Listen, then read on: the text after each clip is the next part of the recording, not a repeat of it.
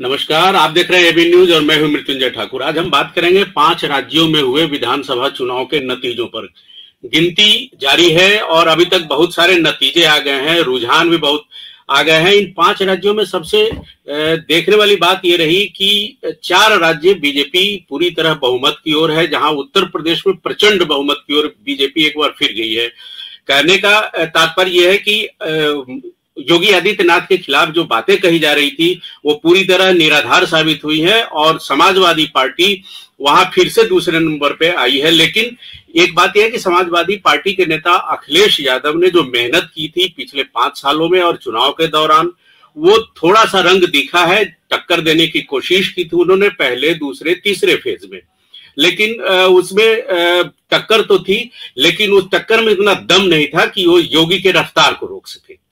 तो उसी तरह हमने देखा कि उत्तराखंड में बीजेपी प्रचंड बहुमत की ओर आ गई है। वहां भी बीजेपी करीब 48-70 सीटें हैं उत्तराखंड में, उसमें 48 सीटों पर बीजेपी का बेहतर होता दिख रहा है। तीसरा मणिपुर है, वहां भी बीजेपी ने शानदार शुरुआत की है और करीब 23 सीटों पर, 45 में 23 सीटों पर वो आगे चल रही है।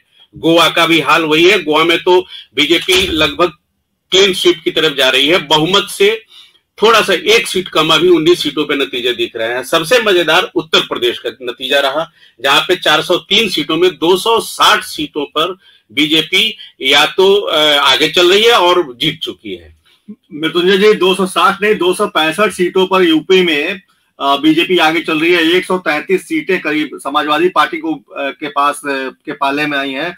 और सबसे बड़ी बात कि हम अगर यूपी की बात करें तो यूपी से मौजूद है श्रेया, हमारी सहयोगी। हम उनसे जानने की कोशिश करेंगे कि श्रेया, आप बताइए कि योगी जी को फिर से आप एक बार ताज पहनाने जा रही हैं। आखिर वजह क्या रही इन सब के पीछे, और क्या है, क्या बोलता है और क्या रुझान आ रहे हैं अभी तक? जी, जैसा कि सर्वेश जी हम सब जान रहे हैं कि यूपी में अभी फिर से एक बार बीजेपी की प्रचंड जीत देखने को मिल सकती है हमें। और कहा जा सकता है ये कि इस बार का विधानसभा चुनाव का जो भी रिजल्ट आएगा उसको माना जा रहा है कि वह 2024 के भी चुनाव का एक तरीके से सेमीफाइनल माना जा रहा है। और अभी अगर बात करें वहां के सीटों की, तो उत्तर प्रदेश में फिलहाल बीजेपी इस वक्त 265 सीटों के साथ आगे चल रही है और वही दूसरे नंबर पे सपा भी है। और अगर बात करें कि आखिर लोगों को इतना योगी को इतना इस बात का समर्थन क्यों मिल रहा है इस बार चुनाव में, तो इस बार देखा जा रहा है कि उत्तर प्रदेश में जिस तरीके के विकास के मुद्दों के साथ वो आगे आए थे और जिस तरीके के मतलब वो लोगों के घर में शौचालय से लेकर के बिजली तक की समस्याओं का उन्होंने हल निकाला, उस कारण कहा जा रहा है कि योगी आदित्यनाथ को इस बार लोगों का काफी समर्थन देखने को मिल रहा है। मृत्युंजय जी, एक बार फटाफट 5 राज्यों से हमारे सहयोगी जुड़े हुए हैं। नेहा है, निशा है, आरजू है, अनुष्का है और श्रेया है। श्रेया ने तो यूपी का हाल बता दिया, 5 राज्यों का हाल, बाकी 4 राज्यों का हाल भी जान लेते हैं। उत्तराखंड से हमारे साथ नेहा जुड़ी हुई है। नेहा, उत्तराखंड में क्या हाल है? धामी जी की धमक सुनाई दे रही है क्या वहां पे? जी बिल्कुल, उत्तराखंड की 70 विधानसभा सीट के लिए 14 फरवरी को मतदान हुआ था। तमाम एग्जिट पोल की माने तो उत्तराखंड में बीजेपी और कांग्रेस में मुकाबला बताया गया। अगर हम रुझानों की बात करें तो उत्तराखंड में 48 सीटों पर बीजेपी आगे है, कांग्रेस 18 सीटों पर अपना बढ़त बनाए हुए है और अदर पे 4 सीटें हैं। बिल्कुल। और हमारे साथ पंजाब में, सर्वेश जी, पंजाब में हमारे साथ आरजू हैं। आरजू, पंजाब में तो कहिए एक तरीके से आम आदमी पार्टी ने सूपड़ा साफ कर दिया, जैसा कहते हैं कि पूरा स्टेट अब पंजाब, दिल्ली के बाद वो अरविंद केजरीवाल का जलवा बोल रहा है वहां पे। क्या वजह रही इस बात की?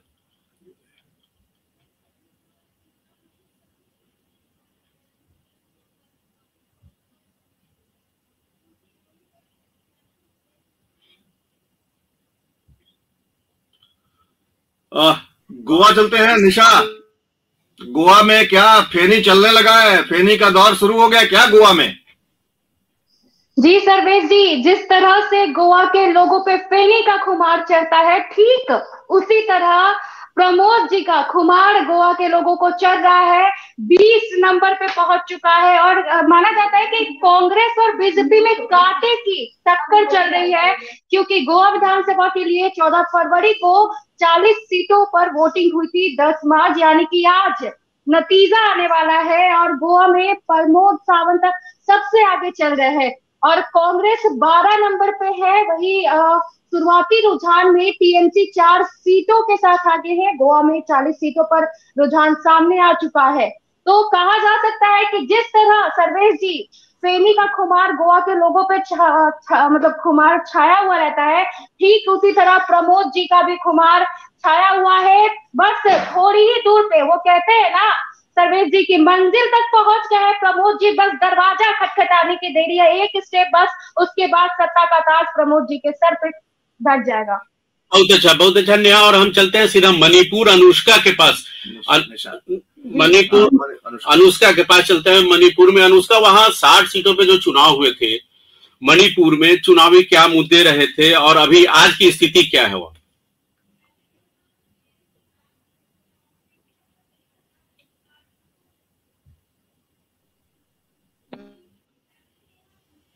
राज कर चुके हैं और फिर से ऐसा देखा जा रहा है कि इस बार फिर से बीजेपी की सरकार आने वाली है, क्योंकि मणिपुर में 60 सीटों की जरूरत थी और जीतने के लिए 21 सीट चाहिए था, जिसमें से बीजेपी अभी तक 28 सीटों पे अपना कब्जा कर चुकी है।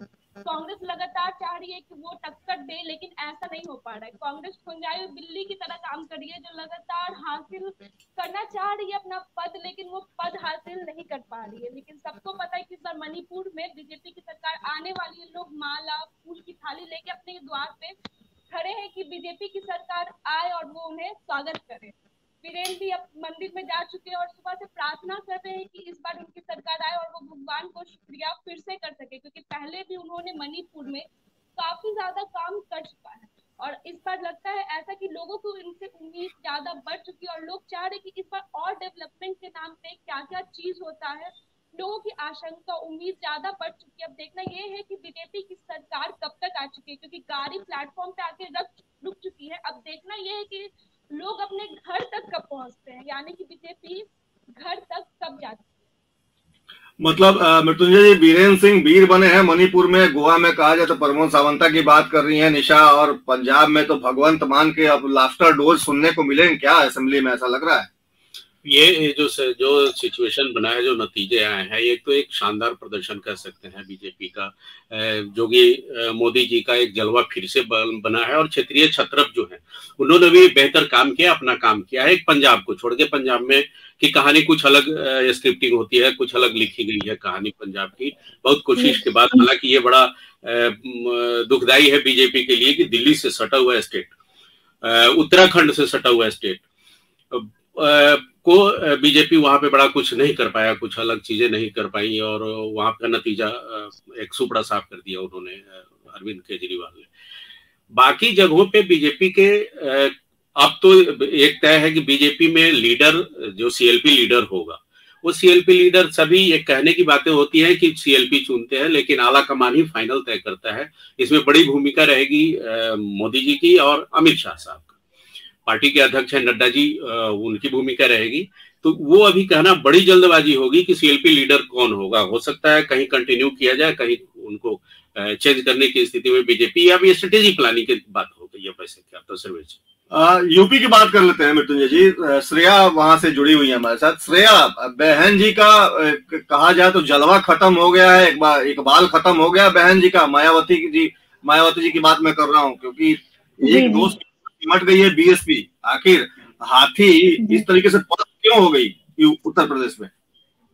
जी, ऐसा कहा मैंने आपको पहले ही बताया कि जैसा कि लोगों को योगी का समर्थन, मतलब योगी को लोगों का समर्थन मिल रहा है, क्योंकि योगी इस बार जो वहां पे सबसे जो मेन मुद्दा था, हिंदू मुस्लिम वाला जो बात था, उसके साथ मतलब दिख रहा है कि जो पूर्वी यूपी का जो पूरा समर्थन योगी के साथ है। और ऐसा कहा। और एक और बात मैं आपको बता दूं कि अभी इस वक्त लखनऊ विधानसभा के सामने काफी ज्यादा लोग जो हैं जश्न मना रहे हैं, और इस बात पूरा वहां पे अभी योगी मोदी के नारे लग रहे हैं। और कहीं अगर कहा जाए और देखा भी जाए तो मायावती कहीं ना कहीं कहा जाए तो सही में वो ढक चुकी हैं, और वो नहीं दिख रही है इस बार रेस में, कहीं भी उनका नाम नहीं आ पा रहा है सामने में। मृत्युंजय जी, MY समीकरण देखने को मिल रहा है यूपी में। मुस्लिम यादव की बात मैं नहीं कर रहा हूँ, मोदी योगी की बात कर रहा हूँ। MY समीकरण वहां पे हावी हो गया और परिभाषा एक तरह से बदल दी है। क्या कहेंगे मृत्युंजय जी आप? पूरी तरह परिभाषा बदल दी। पूरी कोशिश की थी अखिलेश सिंह ने। आप जिस MY की बात कर रहे हैं, आपने MY का एब्रिविएशन थोड़ा चेंज किया, लेकिन MY शब्द जिसके लिए फेमस है मुस्लिम और यादव के लिए, मैंने कहा ना कि उसकी परिभाषा बदल गई है यूपी में। लेकिन अखिलेश ने कोशिश की थी कि MY कंटिन्यू रहे, जारी रहे, उसी तरह चुन चुन के। पहले फेज में जितने चुनाव हुए, जितने जगहों पर, दूसरे फेज में जितने चुनाव हुए, सारे कई जगह ऐसे थे जो 90% विधानसभा क्षेत्र जो है वो मुस्लिम आबादी, कहीं 25% से लेके 40% तक। आप रामपुर में देखिए, हमीरपुर देखिए, उधर मुरादाबाद। पश्चिमी उत्तर प्रदेश की आप बात कर रहे हैं। पश्चिमी उत्तर प्रदेश में जब जब पश्चिमी उत्तर प्रदेश की बात मैं बात कर रहा हूँ, जब पश्चिमी उत्तर प्रदेश में वोटिंग हुई थी, श्रेया भी सुन रही होंगी हमारी बात, श्रेया बताएंगे इस विस्तार से, कि जब पश्चिमी उत्तर प्रदेश की हम बात कर रहे हैं तो पश्चिमी उत्तर प्रदेश की जब शुरुआती 2 चरणों में जब मतदान हुए थे, उस समय काफी जश्न मनाया जाने लगा था कि अब तो योगी गए। और कई सारे मीम्स भी देखने को मिल रहे थे, कई सारे सोशल मीडिया पे कई सारे पोस्ट आने लगे थे। तमाम लोग इस तरह का माहौल बना रहे थे कि बाकी फेज में भी अखिलेश यादव के पक्ष में समर्थन हो और लोग गोलबंद हो। लेकिन बिल्कुल एक तरह से लगता है कि जो शुरुआती जो रुझान सामने आ रहे थे, जो शुरुआती 2 चरणों के मतदान के बाद जो रुझान सामने आ रहे थे, या एग्जिट पोल के नतीजों में कहा जा रहा था कि पश्चिमी उत्तर प्रदेश में योगी जी को नुकसान हुआ है, तो ऐसा लग रहा है कि वो नुकसान की भरपाई बाकी चरणों में योगी जी ने कर ली। नहीं, वही मैं कह रहा हूँ कि अखिलेश यादव ने पूरी कोशिश की थी वो MY लाने का, जाति के आधार पर वोट हो। पहले दूसरे चरण में कुछ ऐसा दिखा भी, लेकिन बाद के चरणों में जाति पे नहीं, धर्म के आधार पर वोट हुआ, जहां पे आप सही हैं कि मोदी योगी फैक्टर हो गया, MY अब मोदी योगी हो गया। अखिलेश यादव ने इसकी पूरी कोशिश की थी, लेकिन उनको कोई फायदा नहीं हुआ। शुरुआत में थोड़ी फायदा हुई, वहां भी मैं ये बार बार कह रहा हूं कि टक्कर दी। टक्कर इतनी जोरदार नहीं थी कि योगी मोदी के रफ्तार को रोक पाए। तो ये काम उन्होंने कोशिश की थी, लेकिन वो फैक्टर उनका चला नहीं। पिछले जो विधानसभा हुआ था 2017 में 47 सीटें मिली थी पूरे उत्तर प्रदेश में समाजवादी पार्टी को। हालांकि इस बार उससे 2 गुना रफ्तार में वो बढ़े हैं, इसमें कोई शक नहीं है। और लेकिन उसमें क्या हुआ था कि जो MY फैक्टर, जिस मुस्लिम यादव फैक्टर की आप बात कर रहे हैं, इशारा उधर कर रहे थे कि जो कन्वर्ट हो गया मोदी योगी में, तो उस समय MY के लिए अखिलेश ने बहुत कुछ ऐसा काम नहीं किया था। उन्हें था कि सत्ता का गुरूर था, उनको अपने काम पे बहुत सारा भरोसा उनको हो रहा था, वो चुनाव जीत जाते ऐसा हुआ। लेकिन एकदम से उनका सफाया हो गया उत्तर प्रदेश में। 47 सीटें एक सत्तारूढ़ पार्टी को आ जाए, वो एकदम से सफाया की बात होगी। इस बार अखिलेश ने वो कोशिश की थी पहले चरण में। दूसरे चरण में वो उन्होंने ऐसे सीटों को चुन के, जहां पे 25% से ज्यादा मुस्लिम की आबादी है, वहां पे कैंडिडेट उन्होंने उतारे थे। यादव जहां पे हैं वहां पे वो ऐसे कैंडिडेट उतारे थे। उसका लेकिन उनको बहुत ज्यादा फायदा नहीं मिला। फायदा यह मिला कि सीटें उनकी बढ़ी हैं और अच्छे तादाद में बढ़ी हैं, लेकिन वो MY जो करना चाह रहे थे वो सीधा मोदी और योगी पे आके अपनी रफ्तार में आगे बढ़ता रहा। सर्विस अब नेहा से बात करेंगे। नेहा, क्या उत्तराखंड में कुछ ऐसा ही हुआ कि वहां भी यही MY समीकरण हावी रहा, जिसकी वजह से कांग्रेस को मुंह की खानी पड़ी? उत्तराखंड में जिस तरीके के नतीजे सामने आ रहे हैं, जो परिणाम सामने आ रहे हैं, जो रुझान सामने आ रहे हैं, उसके मुताबिक एक बार फिर से धामे की धमक वहां सुनाई दे रही है। आप भी बोल रही हैं कि जश्न वहां मनाया जा रहा है, तो क्या ये उत्तर प्रदेश का असर रहा वहां भी, या कुछ और बात है? क्योंकि एक बात वहां लगातार हो रही थी कि भाजपा ने 3 बार मुख्यमंत्री बदले हैं अपने पिछले कार्यकाल में, और इस बात को लेकर कांग्रेस काफी उग्र थी और कांग्रेस ने काफी इस बात को हवा भी दी थी और एक माहौल बनाने की कोशिश की थी। तो कहां कांग्रेस चूक हो गई इस मसले पर? अभी एक खबर आ रही है कि हरीश रावत जो है वो अपना हार मान लिए हैं। उन्होंने कहा है कि मैं जनता का विश्वास अर्जित नहीं कर सका, इसके लिए उन्होंने क्षमा भी मांगा है। फेसबुक पे उनका एक पोस्ट आया है। जी जी, अपडेट के लिए शुक्रिया। लेकिन मैं ये पूछ रहा था आपसे कि क्या ऐसा लग रहा है कि उत्तर प्रदेश का असर वहां पे हुआ या मोदी और अमित शाह का जलवा है जिसकी वजह से उत्तराखंड में इस तरह का की विक्ट्री देखने को मिल रही है धामी के पक्ष में? नेहा, नेहा आपको मेरी आवाज मिल रही है? चलिए निशा के पास चलते हैं। निशा, गोवा की आप बात कर रही थी।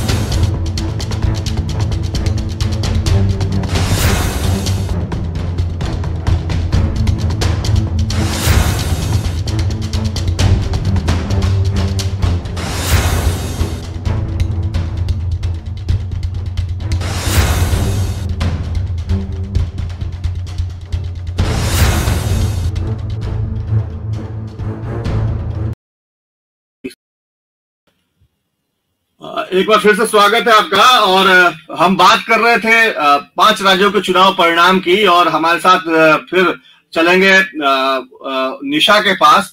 निशा, आपसे जानने की कोशिश करेंगे कि आप बता रहे थे कि फेनी का जलवा सर चढ़कर जैसे गोवा के लोग है, वैसे ही वहां पे इस बार फिर से बीजेपी के पक्ष में लोग काफी लामबंद हुए। ऐसा माना जाता है, गोवा के बारे में एक बात कही जाती है कि गोवा की राजनीतिक जो परिदृश्य होता है वो कहीं ना कहीं मुंबई, महाराष्ट्र से काफी ज्यादा इन्फ्लुएंस होता है, क्योंकि बिल्कुल सटा हुआ है गोवा महाराष्ट्र से। तो महाराष्ट्र में कांग्रेस की सरकार है, लेकिन गोवा में जिस तरह से बीजेपी ने अपना परचम लहराया है, आखिर वजह क्या रही निशा इसके पीछे?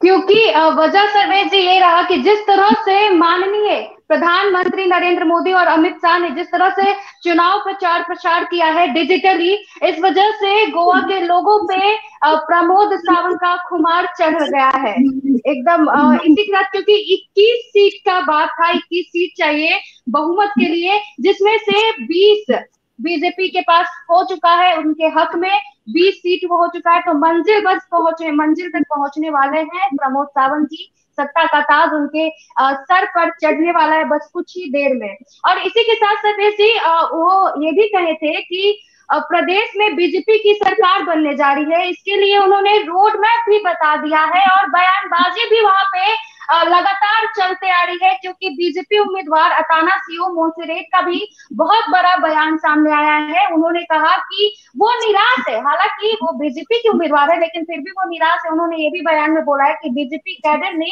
मेरे लिए नहीं बल्कि विपक्ष के उम्मीदवार के लिए काम किया था। तो जिस तरह से मतदान का जो चर्चा है, मतदान की जो जीत होने की जो चर्चा है, उसी के साथ बयानबाजी भी यहाँ पे लगातार चलते आ रही है, एक दूसरे के पक्ष पे बोलते आ रहे हैं। लेकिन कांटे की टक्कर है सर्वेश जी, अभी तक मानते हैं कि 20 पे पहुंच चुका है बीजेपी, लेकिन कभी भी कुछ भी हो सकता है। लेकिन एक बार फिर से मैं बोल रही हूँ कि मंजिल तक पहुंच गए हैं प्रमोद सावंत जी। कांग्रेस को कितनी सीटें आई हैं आपके गोवा में फिलहाल? कांग्रेस का क्या 12 सीटें, वो भी 12 पे जी, और बीजेपी का जी, और बीजेपी 20 पे, मतलब सिर्फ एक बाकी है। तो वो कह सकते हैं कि बस ताज यहाँ पे आया हुआ है, बस चढ़ाना बाकी है बस। बिल्कुल बिल्कुल, ताज आप चढ़ाइए और हम लोग देखते हैं कि ताज कितनी जल्दी चढ़ता है, क्योंकि अभी तो मतगणना चली रही है। अनुष्का, आपसे जानना चाहेंगे कि मणिपुर में मुद्दे क्या थे, क्योंकि मणिपुर को लेकर भी ये बात कही जा रही थी कि वहां पे भाजपा की सरकार नहीं बनने वाली है। वहां पे कांग्रेस ये मान के चल रही थी कि उत्तराखंड, पंजाब और मणिपुर 3 राज्य ऐसे हैं जहां पे कांग्रेस अपनी सरकार बना लेगी। लेकिन तीनों राज्यों में कहें तो एक तरह से कांग्रेस कहीं 5 राज्यों की बात कर रहे हैं, 5 राज्यों में कहीं भी कांग्रेस सरकार बनाती हुई नजर नहीं आ रही। तो इतनी बड़ी त्रासदी कांग्रेस को झेलनी पड़ रही है इस चुनावी परिणाम को देखकर। तो आखिर मणिपुर में क्यों हाशिए पे चली गई कांग्रेस? देखिए, राजनीति है तो कभी कांग्रेस आगे कभी बीजेपी आगे लगा रहेगा, लेकिन पहले भी बीजेपी की सरकार रह चुकी है तो लोगों की अपेक्षा बीजेपी से अब ज्यादा बढ़ चुकी है। तो कांग्रेस कितना भी हो तो अभी कांटे की टक्कर नहीं दे पा रहा है, लेकिन वो पूरा कोशिश कर रहा है कि वो सत्ता में वापस आ सके। कांग्रेस की सरकार आ सकती है, लेकिन बीजेपी अभी भी कांग्रेस से बहुत आगे निकल चुकी है, क्योंकि बीजेपी ने 28 सीटें हासिल कर चुकी है, जबकि कांग्रेस पर अभी 9 सीटों पे।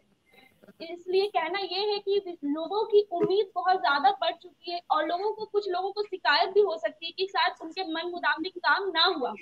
इसमें काफी लोग ऐसे भी होंगे जो कांग्रेस को सपोर्ट कर रहे होंगे और काफी लोग ऐसे होंगे जो बीजेपी को सपोर्ट कर रहे होंगे।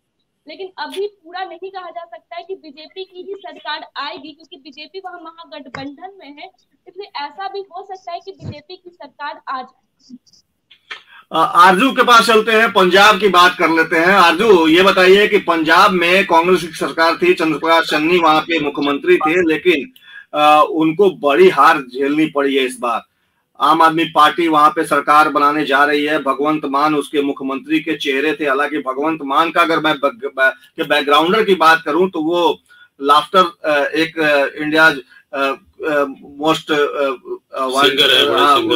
लाफ्टर शो से वो परिचित काफी ज्यादा चर्चित हुए थे, और उसके बाद वो अचानक राजनीति में आ गए थे। राजनीति में आने के बाद उन्होंने आम आदमी पार्टी भी ज्वाइन की, और आम आदमी पार्टी से ज्वाइन करने के बाद मुख्यमंत्री के चेहरे हो गए। तो ये बताइए कि आखिर दिल्ली के बाद पंजाब में आम आदमी पार्टी सरकार बनाने जा रही है, तो आम आदमी पार्टी को लेकर पंजाब में इतना बड़ा समर्थन कैसे खड़ा हो गया, और इसके पीछे की पूरी पृष्ठभूमि क्या है वो समझाइए हमें।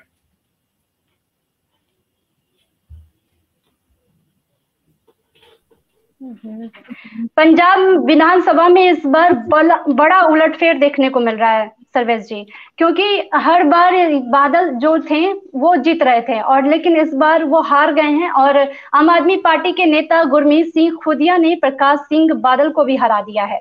और वहीं पर पंजाब की सभी सीटें 117 सीटों पर वोटों की गिनती जारी थी, लेकिन रुझानों को देखें तो आम आदमी पार्टी की सरकार बनती दिख रही है। वहां पर आप शानदार प्रदर्शन कर रही है, और मोगा से कांग्रेस उम्मीदवार और बॉलीवुड के एक्टर सोनू सूद की बहन मालविका सूद भी बहुत पीछे चल रही हैं। ऐसे में यह सवाल खड़ा हो रहा है कि सोनू की बहन मालविका का सपोर्ट आखिर वहां पर क्यों नहीं मिला है। जी बिल्कुल बिल्कुल, ये एक सवाल है। और एक हमारे दर्शक जुड़े हुए आनंद त्रिपाठी, वो बता रहे हैं कि मरौनी और ललितपुर में दोनों सीटें भाजपा के खाते में जा रही हैं, वो बताते हैं। और इस तरह के हम और भी दर्शकों से उम्मीद करेंगे कि वो भी अपनी राय दें और इसमें शामिल हो, अपने कमेंट्स दें और अपने सुझाव दें। जो भी वो जानना चाहते हैं वो सवाल भी कर सकते हैं। हम तमाम लोगों से अपील करते हैं। और सर्वे जी, जो पंजाब की बात कर रही थी अभी आरजू मिश्रा पंजाब की बात कर रही थी। दरअसल पंजाब में चुनाव के ठीक पहले जो उठा पटक था एक बड़ा, आपको याद होगा कैप्टन अमरिंदर सिंह को बड़े बेआबरू होकर तेरे घर से निकले वाली पोजीशन में उनको रखा गया। नवजोत सिद्धू और अमरिंदर के बीच की जो लड़ाई थी वो लग रहा था जैसे दो पार्टी, तो उसमें भारी पड़े थे नवजोत सिद्धू को वहां मुख्यमंत्री बनना था, कभी कांग्रेस का अध्यक्ष बनना था, अंत में बनाया भी गया कांग्रेस का अध्यक्ष, उनके नेतृत्व में यह चुनाव लड़ा गया। और जैसा कांग्रेस का नाम लेकर आपस की लड़ाई थी, ये एक बड़ी वजह रही होगी कांग्रेस के हार के लिए और बीजेपी के आम आदमी पार्टी के विन के लिए। दूसरा, आम आदमी पार्टी ने दिल्ली में बहुत सारे ऐसे काम किए हैं जो उनको फायदा पहुंचाया। दिल्ली से सटा हुआ स्टेट है पंजाब के बहुत सारे लोग दिल्ली में रहते हैं, दिल्ली से उनका बेटी रोटी का संबंध जैसा ये चीजें हैं। और पंजाब में ये सब फैक्टर एक बड़ा काम किया। अभी नवजोत सिद्धू का भी ताजा बयान दिया है, उन्होंने आपको बधाई दी है, बधाई दी है। ये सब चुनावी सब राजनीतिक फॉर्मेलिटीज हैं होती रहती है। श्रेया, एक बार फिर से आपकी तरफ रुख करेंगे, यूपी आएंगे हम लोग। यूपी में क्या चल रहा है अभी? अभी तैयारी हो गई है, ताजपोशी की तैयारी हो गई है वहाँ पे? आप बता प्रश्न मनाया जा रहा है और क्या क्या वहाँ पे दिख रहा है? जी सर्वेश जी, अभी तक का जो तमाम अपडेट आया है उसमें ये पता चल रहा है कि पंकज सिंह जो है वो नोएडा सीट से वहां पे इतिहास रच दिए हैं, जो करीबन किस पार्टी से पंकज सिंह? बीजेपी से। जी बिल्कुल, वो राजनाथ सिंह के बेटे जी वो करीब उन्होंने 1,80,000 वोटों के साथ जीत हासिल की है और 65,000 का रिकॉर्ड टूटा है वहां पे। और हर जगह बहुत बड़ी उन्होंने जीत हासिल की है और एक तरीके से कहे तो इतिहास रचा जा चुका है वहां पे। तो इस हिसाब से अगर देखा जाए तो हरदोई से लेके शहादाबाद हर जगह पे बीजेपी का ही परचम लहरा रहा है। तो इस वक्त कहे तो ऐसा कहा जा सकता है और एटलीस्ट हम लोग मान ही ले कि अब योगी की ही सरकार दोबारा फिर हमें देखने को मिलेगी। मृत्युंजय जी, एक बात मैं जानना चाहूंगा। नोएडा की उन्होंने चर्चा की है। नोएडा के बारे में एक कहावत कही जाती है और ये आमतौर पे लोग मानते भी है। कई ऐसे लोग हैं जो इस बात को मानते हैं कि मुख्यमंत्री बनने के बाद कोई नोएडा नहीं जाता है। जो जाता है वो अगला चुनाव जीत नहीं पाता, अगली बार मुख्यमंत्री नहीं बन पाता है। अखिलेश यादव को भी इस बार कई सारे सवाल इस तरह के मिले थे कि आप नोएडा क्यों नहीं जाते। उन्होंने कहा कि भाई इसलिए नहीं जाता हूं कि वहां जो भी जाता है अगला चुनाव नहीं जीत पाता है।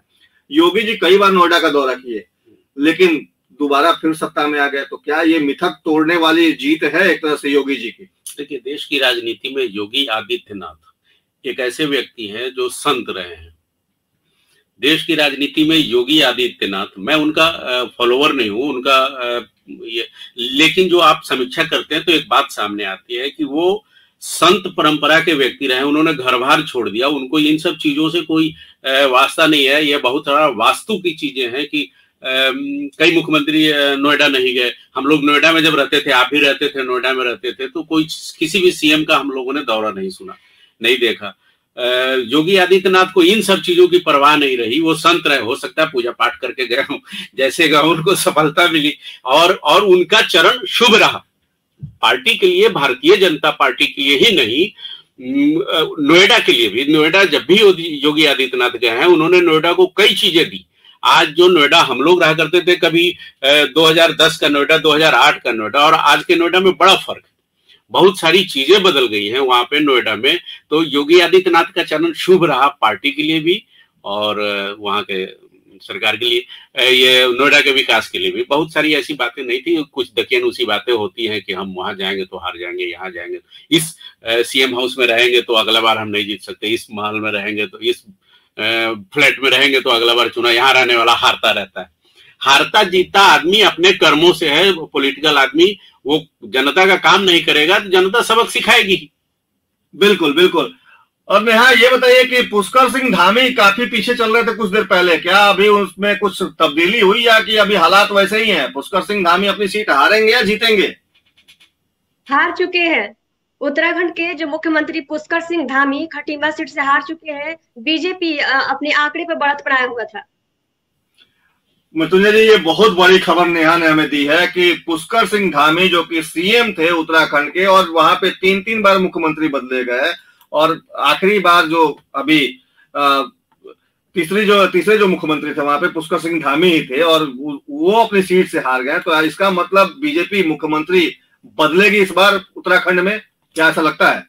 नहीं, देखिए वो हमने पहले भी कहा कि ये बीजेपी तय करेगी उसको क्या करना है। ये आला कमान का और पार्टी अध्यक्ष का और खास भूमिका अमित शाह जी की रहेगी। पुष्कर सिंह धामी का हारना, पुष्कर सिंह धामी आखिरी वक्त में, उत्तराखंड इकलौता स्टेट है बीजेपी का अभी जहां एक साल में 2-3 सीएम बदल दिए गए। उन्होंने तीसरे के नेतृत्व में लड़ी उन्होंने विधानसभा की, उनको हटाया और त्रिवेंद्र सिंह को हटाया, ठाकुर साहब को लाया। ये सब करके पार्टी ने खुद ही एक अपने खिलाफ एक माहौल बना लिया था, चाहे अनचाहे, जाने अनजाने।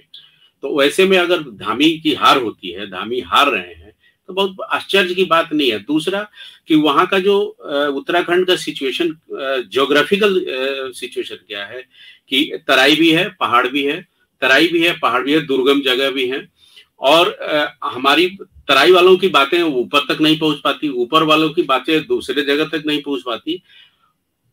वो सब चीजें जो सरकारें बदली और बिगड़ी उसमें उनके डेवलपमेंट पे असर पड़ा। ये सब कई वजह रही जो धामी को नुकसान झेलना पड़ा। निशा का रुख करेंगे, गोवा चलेंगे। निशा ये बताइए कि आखिर मुद्दे क्या रहे इस बार गोवा में? चुनाव के मुद्दों पे बात कर लें, क्या मुद्दे थे चुनाव में इस बार? जी सर्वेश जी, मुद्दा बस वही था कि जो प्रमोद सावंत है वो लगातार विकास की बातें कर रहे हैं और गोवा को आगे बढ़ाने की बात कर रहे हैं। और इसी के साथ अभी मैं एक बार फिर से आपको सर्वेश जी बता रही हूँ कि गोवा की 40 विधानसभा सीटों पर 16 सीटों के चुनाव परिणाम जारी हो चुके हैं। इनमें से 9 सीटों पर बीजेपी ने विजय हासिल की है और वहीं कांग्रेस प्रत्याशियों ने 4 सीटों पर जीत हासिल की है। इसके अलावा आम आदमी पार्टी 2 पर निर्दलीय प्रत्याशियों की जीत हुई है। और हम आपको एक चीज और बताते हैं सर्वेश जी कि अरविंद केजरीवाल का भी बयान सामने आया है। उन्होंने बधाई दी है बीजेपी को बधाई दी है कि ये गोवा में ईमानदार राजनीति की शुरुआत हुई है। तो इसको कह सकते हैं सर्वेश जी कि जब आप अपना वहां पे सत्ता नहीं जमा पाया तो उन्होंने अरविंद केजरीवाल बधाई देना स्टार्ट कर दिए हैं। और आप बोल रहे थे अरविंद केजरीवाल भी बधाई के पात्र हैं, क्योंकि पंजाब में उन्होंने परचम लहराया है, तो इसलिए अरविंद केजरीवाल को भी बीजेपी के लोग को बधाई देनी चाहिए। ऐसा नहीं लगता आपको? जी जी बिल्कुल लगता है। और आपने बोला था कि महाराष्ट्र एकदम मतलब बगल में है, तो आपको महाराष्ट्र के जो देवेंद्र फडणवीस जी हैं, जो महाराष्ट्र के पूर्व मुख्यमंत्री हैं, उनका भी बयान सामने आया है। वो भी बोले हैं कि लोगों ने पीएम मोदी पर सबसे ज्यादा भरोसा जताया है, गोवा के लोगों ने। और जहां तक सरकार का सवाल है तो निर्दलीय प्रत्याशी और एमजीपी हमारे साथ है, हम सबको साथ लेकर चलेंगे। तो इसी के साथ सभी लोग जो है वो प्रमोद सावंत के साथ खड़े हैं, ऐसा हम कह सकते हैं। निशा, प्रमोद सावंत तो 2 दिन पहले उन्होंने प्राइम मिनिस्टर से भी मुलाकात की थी और वो कोalition की सरकार बनाएंगे ये कहा था उन्होंने। दूसरी एक बात जो आपने कहा, अरविंद केजरीवाल ने कहा कि एक अच्छी राजनीति की शुरुआत गोवा में हुई है। मनोहर पर्रिकर वहां, आपको याद होगा मनोहर पर्रिकर वहां मुख्यमंत्री थे, दुर्भाग्य से अब हमारे बीच नहीं है। उन्होंने जिस राजनीति की शुरुआत गोवा में की, ये फाउंडेशन उन्हीं का किया हुआ है कि एक बेहतर राजनीति की शुरुआत उन्होंने गोवा में की थी। एक मुख्यमंत्री के प्रोटोकॉल से अलग हटके गोवा के बीचों पे जाना, गोवा के गलियों में जाना, कभी भी एक स्कूटर से चला जाना, गोवा के शहरों में जाना, वो पोरबोरिम का बीच हो, बोलोलिम का बीच हो, जहां भी हो वहां पे उनको देखा गया प्राय। तो वो एक प्रो पीपुल चीफ मिनिस्टर साबित हुए थे, बड़ी तारीफ भी होती थी। उसी परंपरा की को आगे बढ़ा रही हैं बीजेपी के जो नेता वहां पे सावंत साहब हैं और जो भी हैं। तो ये गोवा वैसे भी ऐसे ही लोगों को बर्दाश्त करता है, गोवा ऐसे ही लोगों को बर्दाश्त करता है। और एक बार फिर से रुझानों की तरफ नजर डाल लेते हैं, जो ताजा रुझाने हमारे सामने हैं। सबसे पहले बात कर लेते हैं बीजेपी की। बीजेपी यूपी में 228 सीटों पे आगे है। समाजवादी पार्टी के पाले में 115 सीटें जाती हुई दिख रही हैं। कांग्रेस के खाते में 2 सीटें और बसपा बहन जी को सिर्फ 1 सीट से संतोष करना पड़ेगा। मतलब अगर भाजपा सरकार बना रही है, श्रेया की बात कर लेते हैं। श्रेया, अगर भाजपा उत्तर प्रदेश में सरकार बना रही है, योगी जी मुख्यमंत्री बन रहे हैं, तो विपक्ष भी इसमें इस वक्त काफी मजबूती से सामने खड़ा हुआ दिखेगा। उनको विधानसभा में 115 सीटें कम नहीं होती है। 115 विधायक लेकर अखिलेश यादव अपनी आवाज बुलंद करेंगे और उनका विरोध हर मुद्दे पर योगी को झेलना पड़ेगा। श्रेया जी बिल्कुल ऐसा है कि किसी को हम यहाँ पे कम नहीं कह सकते और बाजी कभी भी पलट सकती है, आपने सही कहा। लेकिन वो कहते हैं ना कि बाजी एक मतलब जैसा कि हमारे सहयोगियों ने कहा कि बीजेपी अपनी गाड़ी लेके काफी आगे निकल चुकी है, तो वहां तक पहुंचने के लिए थोड़ी मेहनत और करनी पड़ जाएगी। बाजी अब पलटने की स्थिति नहीं है श्रेया, बाजी तो पलट चुकी है, बाजी तो कंटिन्यू है, वो बाजी पलटी ही नहीं है। हाँ, अखिलेश यादव अब चूंकि पहले से ज्यादा 2 गुना ज्यादा सीटें, पहले 47 सीट पे थे, अब उनकी सीटें 100 से आगे बढ़ गई, 115 हो गई है। वो सरकार बनाना चाह रहे थे, लड़ाई उसकी थी, घायल हुए तो घायल शेर की तरह वो विधानसभा में अपोजिशन में नजर आएंगे और हर बात पे वो एक पिलर बन के खड़े रहेंगे जोगी सरकार के आगे। ये बाजी अब पलटने वाली तो नहीं है। तो मृत्युंजय जी ऐसे ही उत्तराखंड, वही मैं कह रही हूँ कि अब हाँ श्रेया आपको रुकना चाहेंगे। उत्तराखंड की मैं बात करता हूँ मृत्युंजय जी। अगर उत्तराखंड के ताजा रुझान देख लें तो उत्तराखंड में बीजेपी 48 सीटों पे आगे है और कांग्रेस 18 सीटों पे आगे है। नेहा, हरीश रावत क्या रहा इस बार? हरीश रावत की बेटी अनुप्रिया रावत को हरिद्वार ग्रामीण से जीत हासिल मिली है। टिहरी से बात करें तो टिहरी से किशोर उपाध्याय ने जीत हासिल की है। गदरपुर विधानसभा सीट से अरविंद पांडे जीते हैं। लालकुआ सीट से हरीश रावत चुनाव हार चुके हैं। श्रीनगर विधानसभा में अभी टक्कर चल रहा है बीजेपी में। हरीश रावत चुनाव हार गए, बड़ी खबर है ये। हरीश रावत का चुनाव हारना ये एक बहुत बड़ी खबर है। नेहा, आखिर वजह क्या रही हरीश रावत चुनाव हार गए? शायद जनता का दिल नहीं जीत पाए, उनके लिए विकास का काम नहीं कर पाए। तो ये जनता का दिल जीतने में असमर्थ रहे हरीश रावत, इसलिए उनको चुनाव वो हार गए अपनी सीट से। और इसके साथ ही पंजाब की अगर बात करें, ताजा रुझान के मुताबिक पंजाब में 92 सीट पर आम आदमी पार्टी आगे चल रही है।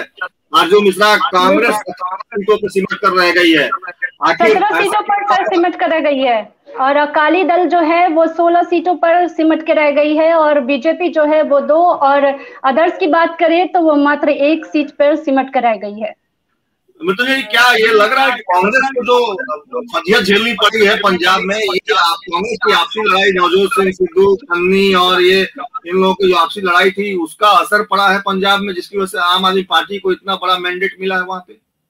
सर्वे जी देखिए, कैप्टन अमरिंदर सिंह बड़े एक अच्छे तरीके से, जो भी विशेषज्ञ हैं उनका मानना है कि अच्छे तरीके से वो मुख्यमंत्री के रूप में उन्होंने राज्य चलाया, पंजाब को चलाया। हालांकि नशे के मामले में पंजाब बड़ा बदनाम भी हुआ उस दौर में, और उसी इशू को नवजोत सिंह सिद्धू ने, वहां के ड्रग के इशू को उठा के उन्होंने कैप्टन अमरिंदर सिंह पर हमला बोलना शुरू किया। अंततः स्थिति ये आ गई कि अमरिंदर सिंह साहब को रिजाइन करना पड़ा। कांग्रेस में जो लड़ाई, कांग्रेस का ऊपर बैठा हुआ एक फैक्टर था जो नवजोत सिंह सिद्धू को प्रमोट कर रहा था, एक फैक्टर था जो उनके साथ खड़ा था कैप्टन साहब के साथ। कैप्टन साहब वाकई एक बड़े कद्दावर नेता है, वहां पर सेना के रिटायर्ड कैप्टन भी है, इसमें और नवजोत सिंह जैसे नवसिखुआ नेताओं को कहिए, जो क्रिकेट से इधर राजनीति में आए, कभी इधर कभी उधर उछल कूद करके उन्होंने कांग्रेस को एक आखिरी दौर बनाया, और वो आप जैसे सीनियर लीडर पर भरोसा नहीं चलाना चाह रहे थे। तो ऐसे में अलग कमान कांग्रेस का यही तो दुर्गति है कि कांग्रेस सभी राज्यों में, केवल पंजाब की कहीं भी कांग्रेस नहीं, हर जगह कांग्रेस का सफाया है लगभग इस तरीके से। कहीं 2 सीट है, कहीं 1 सीट है, एक कहीं देख रहा था गोवा में शायद 12 से 13 सीटें हैं, पैरिजान में आ गए हैं वो। बाकी जगहों पे तो कांग्रेस का कोई नाम लेवा तक नहीं बचा है। तो ये कांग्रेस की जो पॉलिसी रही है ना राज्यों में, उसकी वजह से ये सारी हार है। बात करते हैं मणिपुर की। मणिपुर में आगे चल रही है कांग्रेस 4 सीटों पर। एक बड़ी खबर मणिपुर से ये आ रही है कि जेडीयू के बाद को भी 6 सीटों पे बढ़त दिख रही है। जेडीयू वहां से चुनाव में इस बार 6 सीटों पे आगे बढ़ रही है। क्या अनुष्का लग रहा है कि नीतीश जी शराबबंदी कराने अब मणिपुर जाने वाले हैं? नहीं, नीतीश जी शराबबंदी मणिपुर कराने नहीं जा सकते, क्योंकि अभी वीरेंद्र सिंह ने कहा है कि सरकार उन्हें ही चुनना है, और अभी वो लोग ऐसा ना कहें कि बीजेपी की सरकार आ चुकी है, क्योंकि अभी भी सत्ता पलट सकता है और शायद कांग्रेस भी सत्ता में जीत सकती है। क्योंकि 2017 में ऐसा देखने को मिल रहा था कि कांग्रेस सत्ता में जीत रही है, लेकिन एंड में बीजेपी के हाथ में सत्ता आ गया। इसलिए अभी भी समय है, और किसके हाथ में सत्ता आता है ऐसा कुछ कहा नहीं जा सकता। मणिपुर में 40 सीटों में से 23 सीटों पे बढ़त दिख रही है बीजेपी को साफ। तो इसमें अब बीजेपी को सरकार नहीं बनाया, ऐसा कोई अब कोई मिरेकल हो जाए, कोई चमत्कार हो जाए तो ही फिर कांग्रेस 4 सीटों से सत्ता बनाने की सोच सकती है, और ऐसा असंभव है। यह असंभव है। 4 ही सीटें दिख रही हैं उनको बढ़त 4 सीटों पे कांग्रेस को, तो ऐसा असंभव है। लेकिन मैं बात वो आने वाले हैं, लेकिन उनका कहना है कि अभी वहां के जनता से उन्होंने कहा है कि ऐसा ना मान ले कि बीजेपी की सरकार ही आएगी, क्योंकि एंड में भी कुछ भी हो। ये बड़प्पन है उनका कि ऐसा वो मान रहे हैं, लेकिन जो रुझान है उसके मुताबिक बीजेपी वहां सरकार बनाती हुई दिख रही है। और सर्वे जी, अब बीजेपी 27 सीटों पे वहां आगे हो गई है, और कांग्रेस 4 पे ही अटकी हुई है। तो निश्चित तौर पे अब वहां पे कोई परिणाम अब इससे ज्यादा कुछ बदलने वाले 2-4 सीटों का ऊपर नीचे किसी भी स्टेट में हो सकता है, लेकिन रुझान जो है वो स्पष्ट बता रहे हैं कि 5 राज्यों के चुनाव में 4 राज्यों में भाजपा सरकार बनाती हुई दिख रही है। बस एक जगह केवल वो पंजाब है, जहां की आम आदमी पार्टी यानी कि अरविंद केजरीवाल की पार्टी, जो लगातार करप्शन के मुद्दे को लेकर हल्ला बोल रहे थे और तमाम इश्यूज, चंडी थे 2 सीटों पर हार गए हैं। ये बड़ी खबर है। यहाँ आपने बहुत बड़ी खबर बताई है कि पंजाब में अपने दोनों सीट पे वहां से कांग्रेस के मुख्यमंत्री थे, और इस बार अगले चुनाव के बाद मुख्यमंत्री पद थे। वो दोनों सीटों से चुनाव हार गए, ये बड़ी खबर है। ऐसे ऐसा लगता है कि बात करें एन बीरेन सिंह की जीत हुई है मणिपुर से, और गोवा के मुख्यमंत्री प्रमोद सावंत भी जीत चुके। अच्छा, गोवा की बात तो हम निशा से करेंगे, लेकिन आप मणिपुर की जो जानकारी दे रही हैं वो काफी चौंकाने वाली जानकारी दे रही हैं। निशा, मुख्यमंत्री के उम्मीदवार वहां से आज फेनी की पार्टी करने वाली है आप, लगता है? जी जी बिल्कुल, अगर प्रमोद सावंत के स्तर पे ताज चढ़ेगा तो बिल्कुल जी जरूर, लेकिन मेरे हम लोग से ज्यादा गोवा के लोगों पे, और वो हो गया। और इसी के साथ सर्वेश जी, मैं आपको एक बात और बताना चाहती हूँ कि 5 राज्यों के चुनावी नतीजे जो आए थे, इस पर राहुल गांधी का बयान आया है। उन्होंने कहा कि जनादेश वो स्वीकार कर लिए हैं, जो हार है, जो उनकी हार हो रही है, उनसे वो सीख लेंगे। इस पर बताइए सर्वेश जी कि आप क्या कहना चाहते हैं? वो तो जनादेश भी अस्वीकार कर लिए हैं। स्वीकार कर लिया राहुल गांधी ने, जनादेश को स्वीकार किया है राहुल गांधी ने। बिल्कुल, देखिए ये एक ये अब उनको इसके अलावा कुछ बचता नहीं है, क्योंकि कांग्रेस खाता भी कहीं नहीं पाई है, तो अब जनादेश को स्वीकार करने के अलावा कोई रास्ता बचता नहीं है उनके पास।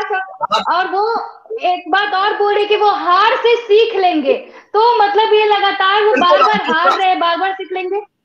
जी बिल्कुल, अब दूसरा कोई रास्ता बचता भी नहीं है ना, अब तो वो 5 साल इंतजार करना पड़ेगा और ये सीख लेंगे। और तमाम लोग जो भी चुनाव में हारते हैं वो क्या करते हैं, फिर समीक्षा बैठक करते हैं और वो आकलन करते हैं कि आखिर चूक कहाँ हुई। तो ये चूक की आकलन जब वो करेंगे तब करेंगे, लेकिन हम लोग तो यहाँ बैठे ही हैं और आप जैसा कि बता रहे हैं कि चूक कहाँ हुई है उनसे, और तमाम हमारे जो सहयोगी बैठे हुए हैं वो तमाम लोग बता रहे हैं कि चूक कहाँ हुई है। और एक और फिर अनंत त्रिपाठी जो हमारे पत्रकार भी है, वो अभी एक अपडेट दे रहे हैं कि ललितपुर से रामरतन कुशवाहा बीजेपी के 1,07,153 मतों से विजयी हो चुके हैं। उत्तर प्रदेश के ललितपुर विधानसभा रामरतन कुशवाहा भारतीय जनता पार्टी के उम्मीदवार 1,07,153 वोट से जीते हैं चुनाव उत्तर प्रदेश में। श्रेया, लगातार भाजपा के लोग छक्के पे छक्का लगाए जा रहे हैं, जो उनके आंकड़े हैं वो बढ़ते जा रहे हैं। 1 लाख से ज्यादा वोटों से जीतना ये बहुत बड़ी बात होती है। क्या कहेंगी आप श्रेया? हाँ, मेरी आवाज आ रही है सर? जी जी बिल्कुल आ रही है। श्रेया बताएं। जी, वही मैं कहूं कि उस समय भी मैंने आपको कहा कि उस समय पंकज सिंह जो है वो 1,80,000 वोट के साथ अजीत पवार का रिकॉर्ड तोड़े हैं। 65,000 वोटों के साथ उन्होंने रिकॉर्ड तोड़ा। और इस पे मैं बार बार कह रही हूं कि अखिलेश यादव कई बार, मतलब इस रिजल्ट आने से पहले उन्होंने कई बार ईवीएम को लेकर के बहुत सारी बयान भी दिए, उन्होंने बहुत कुछ कहा है। लेकिन बीजेपी कहे तो जिस तरीके से, जिन मुद्दों के साथ योगी और बीजेपी अपने मुद्दों के साथ जिस तरीके से आई सामने, विकास के मुद्दों से लेकर बिजली से शौचालय और सबसे ज्यादा महिलाओं को सम्मान देने की बात से लेके, इस महिलाओं का भी काफी समर्थन मिला है बीजेपी सरकार को। तो इससे लड़ सकती हूँ, ये कैंपेन का टैगलाइन था कांग्रेस का। गांधी खुद भी, मृत्युंजय जी आपसे जानना चाहेंगे कि जो नतीजे आए हैं तो इसका मतलब प्रियंका गांधी भी चुनाव मैदान में उतर गई थी इस बार, और जिस तरीके से उन्होंने प्रचार किया, जिस तरीके से वो लगातार झंडा बुलंद करती रही कांग्रेस का, तो एक तरह से मान लिया जाए कि भाई बहन दोनों को जनता नकार चुकी है। अब इनके अब कहीं भी अच्छे दिन अब लगता है कि कांग्रेस के जल्द आने वाले नहीं है। ताज्जुब की बात तो यह है कि जो कांग्रेस के गढ़ रहे हुए सीटें, रायबरेली का इलाका जहां पे पिछले चुनाव में 5 सीटें कांग्रेस ने जीती थी, वहां से उपड़ा साफ हो गया इनका उत्तर प्रदेश में, ये कांग्रेस में। और लड़की हूं लड़ सकती हूं, ये नारा बहुत अच्छा था, लड़कियों के लिए संबल था ये नारा, लेकिन वो उनको कोई काम का नहीं आया। योगी आदित्यनाथ का चेहरा वहां बोला, मोदी का लहर वहां चला है। और पूरी तरह ये जो मार्जिन देख रहे हैं आप, कभी वो कह रही है पंकज सिंह 2.25 लाख वोटों से चुनाव जीत गए, ये 1,07,000 वोटों से चुनाव, जो मार्जिन देख रहे हैं जीत का, ये मार्जिन कह रहा है कि ये अंडर करंट था, लहर था, जो योगी आदित्यनाथ के खिलाफ बहुत सारी बातें की जा रही थी पार्टी स्तर पे भी और बाहर भी। बाहर तो करेंगे ही लोग, करेंगे अपोजिशन में, उसका उन सभी बातों पर पानी फेर दिया योगी आदित्यनाथ ने। और पूरी तरह एक लहर अंडर करंट चल रहा था उनका, वो चुनाव जीते। कांग्रेस पार्टी को फिर से हर बार ये बात होती है, पिछले 4-5 चुनावों से, पार्लियामेंट का हो, स्टेट के विधानसभाओं का चुनाव हो, हर बात ये करी जाती है कि आत्ममंथन करना होगा कांग्रेस को। एक बार मैं फिर कहूंगा, आत्ममंथन करना होगा, बिल्कुल आत्ममंथन करना होगा। और जल्दी से एक बार आखिरी में एक बार फिर से ताजा रुझान ले लेते हैं। सबसे पहले रुख करेंगे यूपी का, श्रेया से पूछते हैं। श्रेया, ताजा रुझान बताइए, अभी क्या है वहां के, कितनी सीटों पे कौन आगे चल रहे हैं?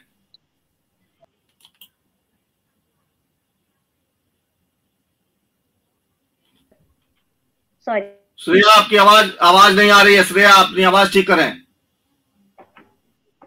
हाँ श्रेया, हाँ तो जैसा कि ताजा रुझान का अगर बात करें तो इस वक्त बीजेपी उत्तर प्रदेश में 263 सीटों के साथ आगे चल रही है। 263 सीटें के साथ समाजवादी पार्टी की बात करें तो अभी 135 सीटों से वो आगे है।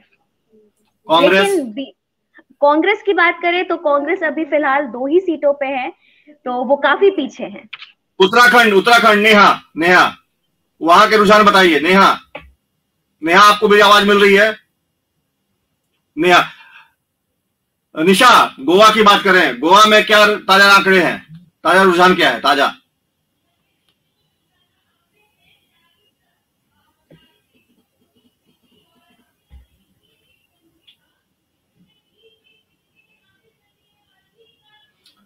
निशा, आपकी आवाज नहीं आ रही। निशा, अनम्यूट कीजिए अपने आप को, अनम्यूट कीजिए अपने आप को। जी।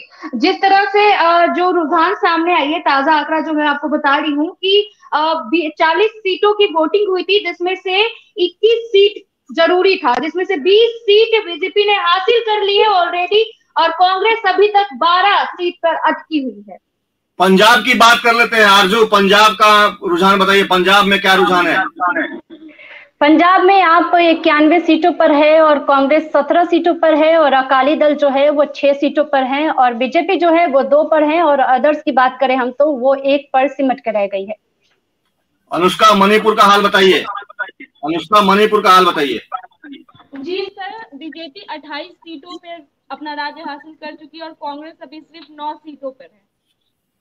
नेहा हमारे साथ जुड़ चुकी है। नेहा, आपसे जानना चाहेंगे उत्तराखंड। नेहा, उत्तराखंड, लगता है नेहा से हमारा संपर्क टूट चुका है। तो मृत्युंजय जी, जो रुझान आ रहे हैं उसके मुताबिक साफ हो गया है कि बीजेपी 4 राज्यों में सीधे तौर पर सरकार बनाती हुई नजर आ रही है, और पंजाब एक इकलौता ऐसा स्टेट है जहां न बीजेपी न कांग्रेस, वहां पे आम आदमी पार्टी की झाड़ू चलेगी वहां पे, और झाड़ू से गंदगी साफ होगी पंजाब की, ऐसा माना जा रहा है। फिलहाल आज ये कार्यक्रम इतना ही, मुझे दीजिए इजाजत। और आप तमाम सहयोगियों का, अनुष्का आपका हमारे साथ जुड़ने के लिए मणिपुर से धन्यवाद, गोवा से निशा आपका हमारे साथ जुड़ने के लिए धन्यवाद, यूपी से श्रेया आपका हमसे जुड़ने के लिए धन्यवाद, यूके उत्तराखंड से नेहा का धन्यवाद, और पंजाब से आरजू मिश्रा आपका भी बहुत बहुत धन्यवाद, और मुकुंद जी आपका भी धन्यवाद कि आपने इस अहम में हिस्सा लिया। तो फिलहाल आज के लिए इतना ही, और देश दुनिया की सारी खबरों के लिए देखते रहिए AB न्यूज।